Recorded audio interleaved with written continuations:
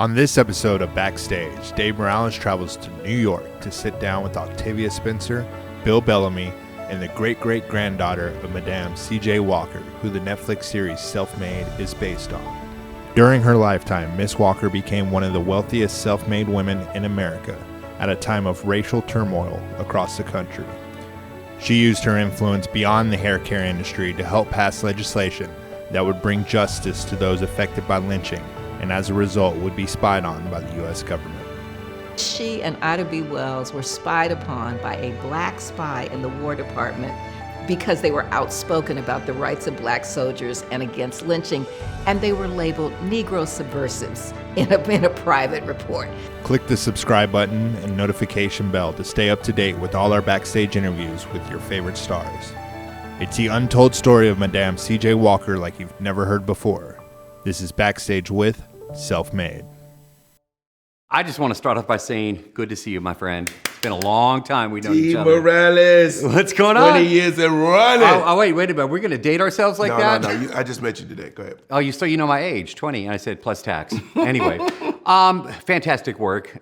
People have been saying when I said I was going to be covering this and it was coming out, the one reaction everybody has, finally, this story is going to be told. Yeah, it's a great story, man. It is. C.J. Walker's story is so inspirational, bro. And it's not a period piece like people think it's gonna be. It's gonna be a ride. It's a vibe. Yeah. And once you see the way we shot it, the characters and the music, it just sucks you right in, and you just started going with it. And I went right through it. Bam, bam, bam, bam. You know what I mean? Yeah. I didn't want to stop it. It's a good ride. You have the best character name, I think, of anyone Sweetness. ever. Sweetness. I said, Bill Bellamy. Well, why wasn't I sweet, though? I just wasn't sweet. Well. You know, the thing about it it's just like, it almost is the complete opposite. His name should have been Deceitful, you know what I'm saying? Because he's so cunning and so slick that, it was like, wow, what is wrong with Sweetness? But the thing is, he literally is an entrepreneur, much like Madame C.J. Walker, right?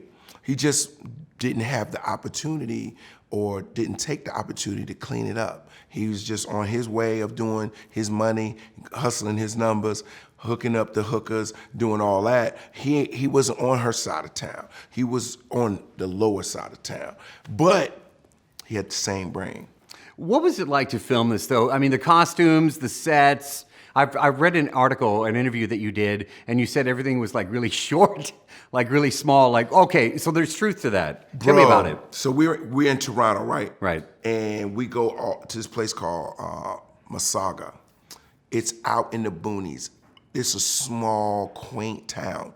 So we used all these old homes. Bro, people were small as hell back then. Like, I'm literally walking around like, bam! Oh! I'm like, the doorways, the garages were like, because they had those little cars. Yeah. Now we got SUVs. Also, the artwork and the wallpapering and things like that were very intricate. It was very beautiful. A lot of artistic value back then. And the other thing that I loved about it was our wardrobe. The wardrobe is flawless. Like, we were decked out. It took me 45 minutes to put all that stuff on. I'm like, okay, got 18 buttons, got cufflinks, ascot, hats. I mean, it was so much. Well, you look great doing it, and do me one favor. Please come back and see us in Houston. I know you're going. I got you. You're going back on tour, and we can't wait to see you. I'll be in Houston in the fall. I love it, my friend. Thank you. Always great to see you. Love you, man. Cool. D. Morales! I just want to start off by saying it is great every time I get to see you. Oh, thank you. It's great to see you. And this is no exception. When I told everybody I was going to be covering this, and I posted, this was coming out, everybody wrote, it is about time. Yes. What drew you to this? You're also one of the executive producers on this project. So what drew you to getting this story out? Madame C.J., my mother used her as an example for us. She was a standard bearer in our household because I, too, like Madame, was born in humble beginnings. And my mother allowed us, through Madame, to realize that your station in life, what you're born into, doesn't dictate who you become. and it's up to you and what you dare to dream for yourself. And I felt like she was an aspirational character that young people needed to know, especially because she was ahead of her time, but she was born at the right time. Every time the chapters would begin during the show, and I saw the dates, that's what stuck out to me. 1908. We're talking about, an era that wasn't so friendly. Exactly. And the fact that she was making it happen then should just tell people now, you too can make things happen. Is there a challenge to playing a real person? Absolutely. You understand when you play a person that actually existed, that their life extended beyond the screen. So you have a responsibility to their legacy to get it right. And it was wonderful because we actually used, it's based on the book that her great-great-granddaughter, Aurelia Bundles, wrote on her own ground, the story of Madame C.J. Walker. So yes, there is a huge responsibility that comes with playing a person who actually lived. I always ask the question, or it's always asked, what do you want people to take away from this? But I'm going to turn it around, and I'm going to ask you, what did you take away from this experience? Well, I mean, Madame was fearless in her drive to achieve her goals. And I think it's important for me to remember that, to be fearless, to not limit myself and what I can achieve. And that's an important story to tell right now, especially for our youth. I've never asked you the following question. I'm about to ask you, and we've known each other for a few years. What is it about acting that you just absolutely love? I love the idea that I get to be other people, that I get to walk in someone else's skin, and then I get to leave it behind and don anew. So it's an expressive art, and the fact that I get to do it, the fact that I get to work in a field that I love, doing a job that I love, is humbling. It's great to meet you. When I told everybody I was going to be covering this, every reaction was the same, was finally, we're getting this story. Thank you. Yes, for finally. bringing this to the world. You just have to be so thrilled that, Octavia Spencer, the cast that you have on this is just incredible.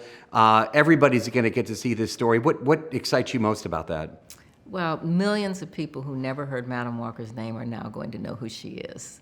And that thousands of people who knew a little bit about her are going to tune in because they've been waiting for this story, whether it's the little girl who wrote her report on Madame Walker, last year or 20 years ago, or the beautician who has seen Madame Walker as a patron saint.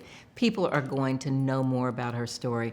And I think Octavia Spencer does such an amazing job of showing the arc of Madame Walker's life, the courage, the development of self-confidence, the struggles, the setbacks, and all of the sacrifices that she had to make in developing a business. And then I hope that they will be motivated to read the books, because you can't put 250 pages worth of text and 20 years worth of research in a 4-episode piece. I wanted more. I did so want more. I'm so glad you want more. So that's great. I'm actually going to do some more research on that. That being said, this is your great-great-grandmother. As you went through the research process, walk me. What surprised you the most? Well, I'll tell you the research part, and then what surprised me. This is really a 50-year journey. That's hard to fathom, but I wrote my first paper about Aurelia Walker when I was in high school in 1970. Then when I was in graduate school at Columbia in journalism, my advisor, Phyllis Garland, recognized the A apostrophe in my name and basically said, that's what you're going to write your paper about Madame Walker and Aurelia Walker.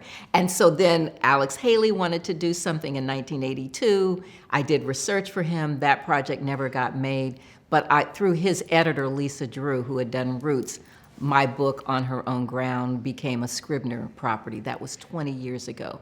We've had 2 other really serious options to make films. Those fell through. The option came back to me. And finally, we are here at this day when this story is being made. So I'll ask you that question. What surprised you the most about the research as you're uncovering great-great-grandmother's story? So the thing that that most people knew about her. They knew she was a woman who had something to do with hair. And that was what I knew. My mother was vice president of the Madame C.J. Walker Manufacturing Company when I was growing up. But as I began to do the deep research, I discovered a much more multidimensional person. Yes, she was a pioneer of the modern hair care industry, but she also was a philanthropist who contributed to black schools. She also was a patron of the arts who really supported a lot of black musicians and artists. And what I loved the most is that she was a political activist. She was supporting the anti-lynching movement. She, at her 1917 convention, at the end of the convention, the women sent a telegram to President Woodrow Wilson urging him to support legislation to make lynching a federal crime. So finally, the Congress 100 years later passes something. But the other thing I really loved is that she and Ida B. Wells were spied upon by a black spy in the War Department because they were outspoken about the rights of black soldiers and against lynching, and they were labeled Negro subversives in a private report. So I loved that she was a woman who stood up for her beliefs. She could still make money, but she used that money in the interest of her community. I wish we had her now. Well, You. I just read the audiobook. I just read it a few weeks ago. It just came out. And it was stunning to me how many parallels there are with voting rights, with discrimination, all of these things that are still very much a part of our struggle. She's very contemporary. Should we still have her in her thoughts and her memories? And thanks to you bringing this story to life. Thank you so much. Thank you, Mr. Great, Morales. yes, ma'am. All right.